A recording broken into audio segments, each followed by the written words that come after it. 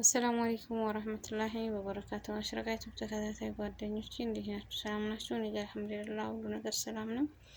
አላህ በያላችሁበት የእናንተንም ሰላም ብዝት ያርግልኝ። ከሀገርም ያላችሁ ከሀገርም ውጭ ያላችሁ ላለው ሀገራችን አላህ ሱብሃነሁ ወተዓላ ሰላምን አንድነትን ያምጣልኝ። እናንተንም በያላችሁበት አላህ ሱብሃነሁ ወተዓላ ይጠብቃችሁ ይጠብቀን እላችኋለሁ ውዶቼ። የአሽርቃን ዩቲዩብ ተከታታይ ሆናችሁ ላይክን ሼርን በማድረግ አበረታቱኝ። የመሸባችሁ የረፈደባችሁ ካላችሁ ደግሞ ቤተሰቡን ተቀላቀሉ፣ ሰብስክራይብ በማድረግ ላችኋለሁ ውዶቼ። ዛሬ እንግዲህ በሚያሳዝን ነገር ነው የመጣውኝ። ሁላችንም የሚያሳዝነን ነገር ነው ማለት ነው። ወላሂ እኔ በቃ እንደዚህ አይነት ነገር ስሰማ በቃ እኔ እንጃ አላቅም። ወላሂ ነው የምላችሁ፣ በጣም ነው ያዘንኩኝ ማለት ነው። አንዲት እህታችን ያው የእኛ መሻክል አያልቅም እና ሳውዲ አረቢያ ነው ያለችው። ያው ሳውዲ አረቢያ የሚታወቀው ትዳር በመያዝ ነው እህቶቻችን ማለት ነው። ትዳርን በጣም ይመሰርታሉ። አንደኛ ተብሎ የሚመሰረትባት አበሾች፣ የኛ አበሾች ከመጡ ወደ ሳኡዲ ከገቡ ትዳር መመሰረት ነው ያኔ ስራቸው ማለት ነው። ያው ከሳኡዲ ስትኖር ያው ትዳር ነው ብላ ወደ ህይወቷን ትዳር ስትመራ እየቆየች የሰው ቤትም እየሰራች እየቆየች ማለት ነው። ምንድን ነው ያጣጥማል ባልተብየው ማለት ነው። ያው አረገዘች። ስታረግዝ ያን ጥንስ ላዝም መውለድ አለበት። በቃ እሷ እንደሚያስተፋ ሁሌም ይመታታል። ሁሌም በቀበቶ ነው ታውቁታላችሁ፣ ይመታታል ማለት ነው። እስከ ምስል ድረስ ማለት ነው። እንደዚህ ብላ አስተላልፋለች ማለት ነው።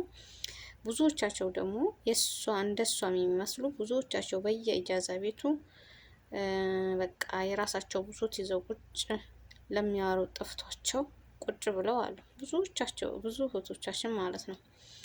እህታችን ሰው ቤት እየሰራች ብርሽን ተሰጠሽ እንጂ እርግዝናሽን እንዴት ነው እንዴት ሆንሽ ደከመሻይ ብሎ አይደለም ይጠይቀኛለች። ብርሽን ሰጠችሽ ብሎ 3 ቀን 2 ቀን ሲቀረው ይደውላል አለች። ያንን ነገር ደግሞ በጣም ይሄ እንደዚህ አይነት ነገር ቆይ ምን ብላችሁ ነው የምታስቡ? ይሄ ዱንታው ይባላል እንጂ ይሄ ትዳር ነው ይባላል? በእናታችሁ አውዙ ቢላሂ ሚነ ሸይጣን ረጂም። ወላሂ ነው እኔ ለራሴ የገረመኝ ማለት ነው። ማመን በቃ እኔ ቀርባ ማለት ነው ስታወራ በቃ እውነት አልመስለኝ እና ያንን ጽንስ ደግሞ አላወርድም ስትል አይወርድም ስትል ታወርጃለሽ። ቀጥቅጦ ቀጥቅጦ ቀጥቅጦ ያው አልወርድም ራሷ እስከምስል ድረስ ያው አላህ ውጭ ያላላት ነፍስ ማንም አያወጣትም ማለት ነው። ልጁንም ያው ተወለደ። ምንም አልሆነም። ያ ሁሉ ተቀጥቅጦ ማለት ነው ሊወርድ ምንድን ነው የመጨረሻ ሰዓት አላወርድም ብላ ስትለው በጮቢ እስከ ያጠፋሻለሁ ጨርስሻለሁ ብሎ በጦቢ እያስፈራራሽ ማለት ነው። የገዛ ባሏ ነው እንደዚህ የሚያረጋት ማለት ነው። የት ነው? ሳኡዲ።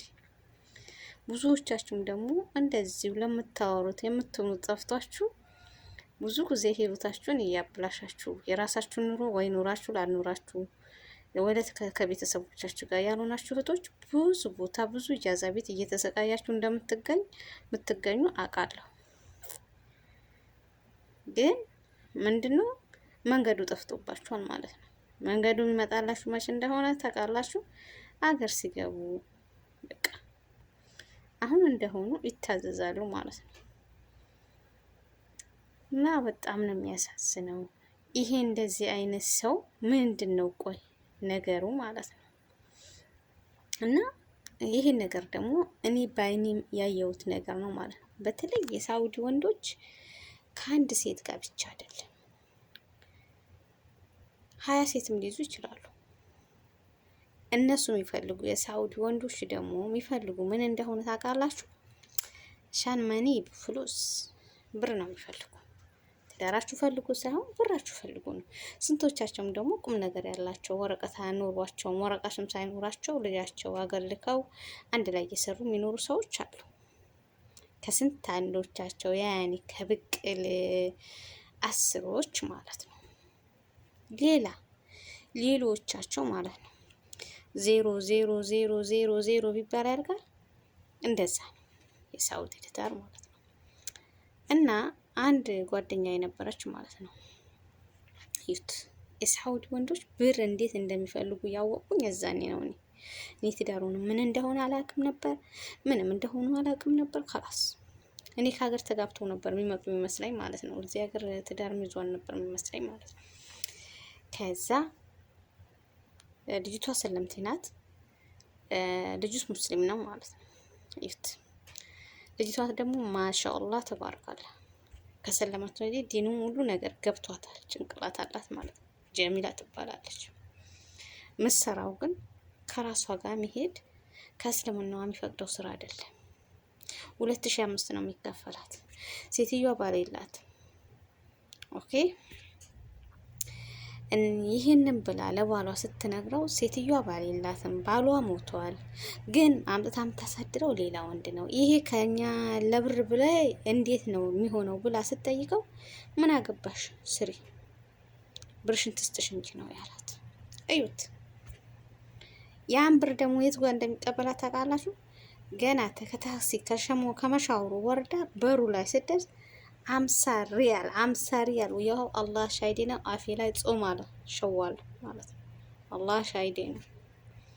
50 ሪያል አስቀምጦላት ሌላውን እንዳለ ለራሱ ነው የሚያደርገው።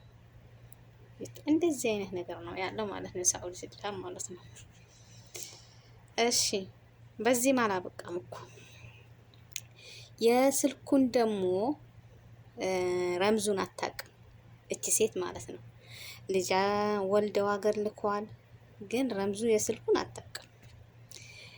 ምን ታደርጋለች? ተጠራጥራ በሆነ ነገር ተጠራጥራው። አንዳንዴ ሴቶች እኮ ትንሽ ነቄ እንሆናለን አይደል? ተጠራጥራ ምን ታደርጋለች? ስልኩ ሲከፍቱ አይታ ከዛ ስልኩን ከፍታ ኢሞን ታያይዘዋለች። ኢሞን ስታያይዘው